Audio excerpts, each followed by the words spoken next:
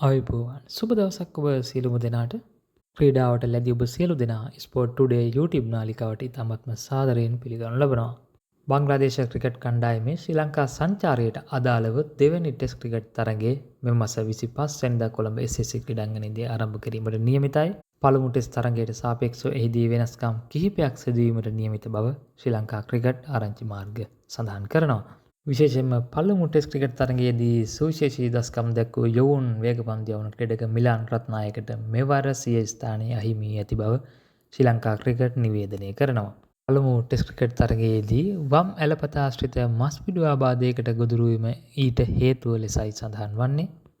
එම පළමු test cricket තරගයේදී තුන් ඉරියව්වෙම කැපී පෙනෙන දස්කම් දැක්වීමට මිලාන් රත්නායක සමත් වුණා. එහි පළමුවෙනිමේදී ශ්‍රී ලංකාව වෙනුවෙන් පිත්තෙන් ලකුණු 39ක් රැස් කිරීමට සමත් වූ මිලාන් පන්දු වැයීමේදීත් ලකුණු 39කට ප්‍රතිවාදී කඩලු 3ක් දැහැ ගැනීමට සමත් වුණා. ඒ වගේම දෙවැනි ඉනිමේදීත් ලකුණු 26කට එක් කඩලුවක් දවා ගැනීමෙන් ශ්‍රී ලංකාව වෙනුවෙන් සිය දායකත්වය ලබා දීමට මිලාන් අමතක කළේ නැහැ. ඒ අනුව වමතින් වේගපන්දු යවන ක්‍රීඩක විශ්ව ප්‍රනාන්දුට දෙවැනි තරගයේදී අවස්ථාව හිමි වන අතර තුන් ඉරියව් ක්‍රීඩක දුනිත් වෙල්ලාලගේද තේරීම් කමිටුව විසින් සංචිතයට කැඳවා ඇති බවයි වැඩිදුරටත් වාර්තා වන්නේ.